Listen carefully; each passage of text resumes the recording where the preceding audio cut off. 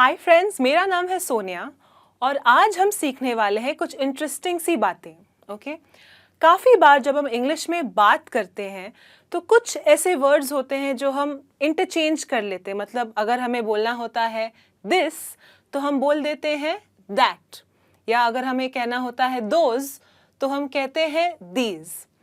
तो आज हम सीखेंगे कि कैसे इन वर्ड्स का हम सही तरीके से उपयोग कर सकते हैं, कहाँ पे हमें कौन सा वर्ड यूज़ करना होता है। अब सबसे पहले ये जानना बहुत ही ज़रूरी है कि ये वर्ड्स क्या है। Alright, this, that, these and those. अब ये कब यूज़ किए जाते हैं?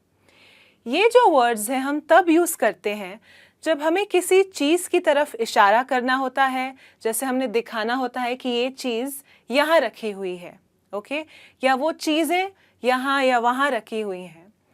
या फिर अगर हमें किसी व्यक्ति की तरफ इशारा करना होता है, जैसे वहाँ पे मेरे कुछ दोस्त खड़े हैं, या यहाँ पे ये जो खड़ी है ये मेरी मम्मी है।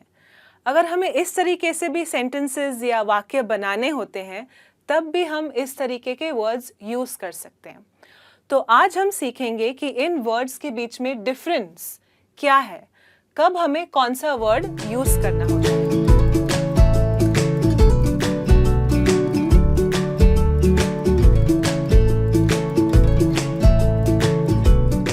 तो सबसे पहले एक वर्ड है दिस। ऑलराइट, दिस का मतलब है, जैसे हम कहते हैं यह हिंदी में। तो फॉर एग्जाम्पल अगर आप एक चीज़ के बारे में बात कर रहे हैं, ऑलराइट, एक चीज़ के बारे में, और अगर वो चीज़ आपके पास में है, या आप एक व्यक्ति के बारे में बात कर रहे हैं और वो व्यक्ति आपके नज़दीक है कहीं पे, तो आप अपने सेंटेंस में वर्ड यूज़ कर सकते हैं दिस। ओके, तो मैं यहाँ लिखती हूँ, अगर कोई चीज़ एक वचन है, ठीक है, एक कोई चीज़ है, एक या व्यक्ति हो सकता है या फिर कोई चीज़, तो उसके लिए आप यूज़ करेंगे दिस। तो एक एग्जाम्पल है, दिस इज़ माई फ़ोन। तो मान लीजिए अगर आपका फ़ोन ऑब्वियसली एक है और आपके पास में है, तो आप कहेंगे ये मेरा फ़ोन है, या दिस इज़ माई फ़ोन। अब यहाँ पे और एक वर्ड यूज़ किया गया है इज़। अब मैं इज़ यूज़ कर रही हूँ क्योंकि ये एक चीज़ है, ठीक है। मैं यहाँ पे आर या कोई और वर्ड नहीं यूज़ कर सकती, मुझे यूज़ करना पड़ेगा is. So this is my phone. Next sentence है, आई वॉन्ट दिस शर्ट। अब मान लीजिए आप शॉपिंग करने गए हैं, ठीक है, और जो सेल्समैन है वो आपको अलग अलग शर्ट्स वगैरह बता रहे हैं। उनमें से आपको एक कोई शर्ट पसंद आ गया, तो आप बोल सकते हैं आई वॉन्ट दिस शर्ट। वो एक चीज़ बताने के लिए जो आपके पास में है उसको आप बोल सकते हैं दिस। वॉन्ट का मतलब है चाहिए, आपको चाहिए ये वाला जो एक शर्ट है।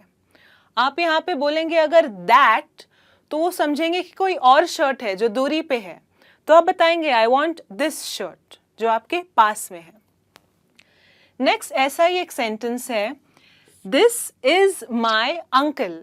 ऑलराइट, तो जैसे मैंने कहा था आपको किसी व्यक्ति के लिए भी आप यूज़ कर सकते हैं this.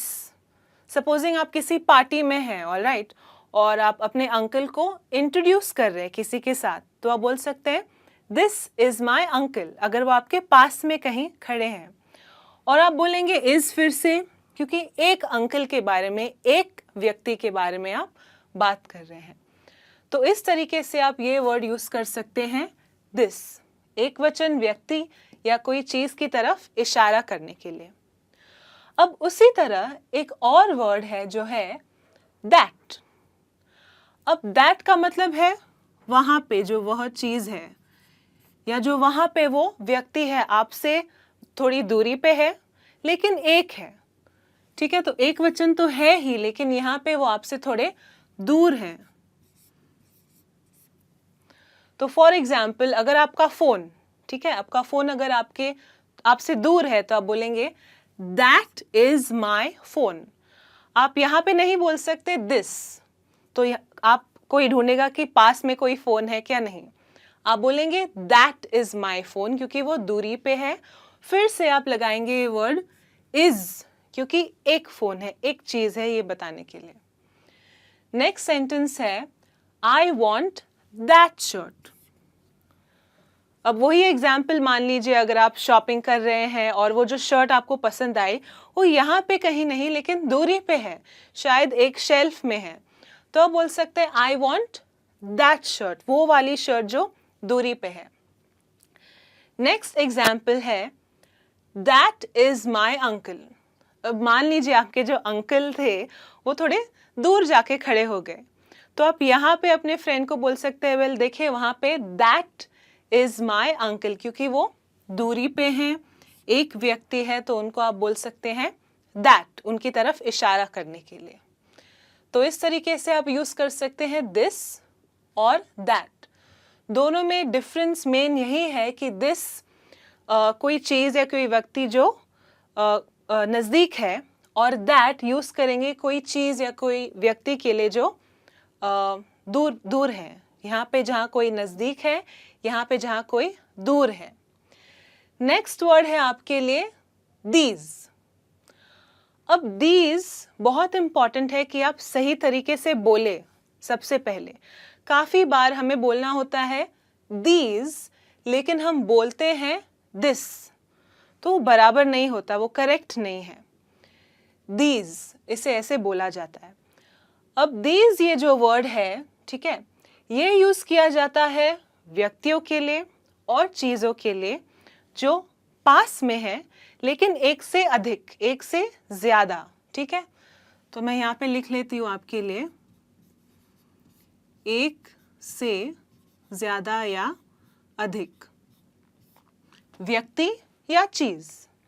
So for example these are my cards.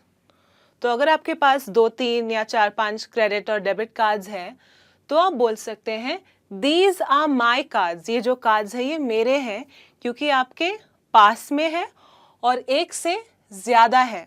यहाँ आप दिस या दैट ऐसे नहीं बोल सकते, गलत हो जाएगा।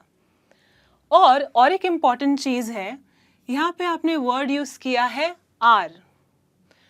अगर हम पहले देखेंगे तो हमने वर्ड यूज़ किए थे इज बोलते हैं क्योंकि एक चीज़ के लिए एक वचन, लेकिन यहाँ पे क्योंकि हम एक से ज़्यादा चीज़ों या के बारे में या एक से ज़्यादा व्यक्तियों के बारे में बात कर रहे हैं तो हम वर्ड यूज़ करेंगे आर।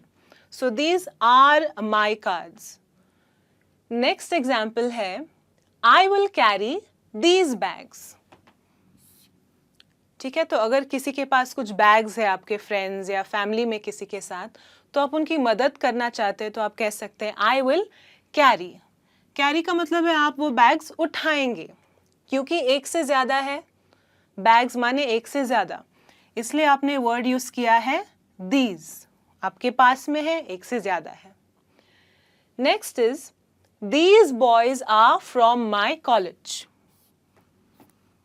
ओके, तो ये जो वर्ड है बॉयज, इससे पता चलता है कि ये एक से ज़्यादा है। अगर हमने बॉय बोला होता तो हम बोलते दिस बॉय, लेकिन यहाँ पे these boys are from my college, मतलब ये जो लड़के हैं ये मेरे कॉलेज से हैं।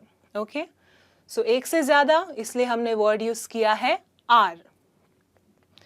अब उसी तरीके से अगर आप देखें दीज की तरह और एक वर्ड है जो है दोज। अब अगर दीज यूज़ किया जाता है चीज़ों के लिए और व्यक्तियों के लिए जो पास में है, तो दोज यूज़ किया जाता है चीज़ों और व्यक्तियों के लिए जो दूरी पे है, एक से ज़्यादा। So those are my cards, मतलब वो जो वहाँ पे रखे हुए हैं, दूरी पे हैं, वो वाले कार्ड्स मेरे हैं। फिर से यहाँ पे मैंने यूज़ किया है ये वर्ड आर, क्योंकि एक से ज़्यादा है, एक से अधिक। नेक्स्ट है I will carry those cards. फिर से क्योंकि ये चीज़ें एक से ज़्यादा है और दूरी पे है, इसलिए हम बोलेंगे आई विल कैरी दोज कार्ड्स, क्योंकि हम बोल रहे हैं कार्ड्स एक से ज़्यादा, उससे पता चलता है हमें ये वर्ड यूज़ करना होता है। और फाइनल एग्जाम्पल है those boys are from my college. अब अगर मान लीजिए कुछ लड़के खड़े हैं रास्ते पे उस तरफ जो आपके कॉलेज में से हैं, तो आप किसी को बता रहे हैं, ऑब्वियसली वो आपसे दूरी पे हैं, यहाँ पे तो खड़े नहीं हैं, तो आप बोलेंगे दोज बॉयज़, वहाँ जो लड़के खड़े हैं वो मेरे कॉलेज से हैं। क्योंकि एक से ज़्यादा है इसलिए भी आपने वर्ड यूज़ किया है आर। तो इस तरीके से अगर आप समझ के ये वर्ड्स यूज़ करेंगे this, that, these and those, तो काफ़ी बेहतर तरीके से आप इंग्लिश में अपने ये छोटे बहुत सिंपल ईजी सेंटेंसेस बना सकते हैं। ये बहुत ही क्विक चीज़ें हैं जो बहुत आसानी से आप समझ सकते हैं, और इन टाइप के सेंटेंसेस में आपको गलती नहीं करनी चाहिए बिल्कुल भी, इसको आप मास्टर कर लीजिए, ठीक है। तो आई होप कि आपको ये लेसन अच्छे से समझ में आया होगा। ऑलराइट, इन सेंटेंसेस को, इन एग्जाम्पल्स को आप प्रैक्टिस करते रहिए और आपके रोज़मर्रा के कॉन्वर्सेशन में आप यूज़ कीजिए, तभी आपकी इंग्लिश एकदम बढ़िया हो जाएगी। मैं वापस आऊँगी और एक अच्छे लेसन के साथ। Till then take care, bye bye.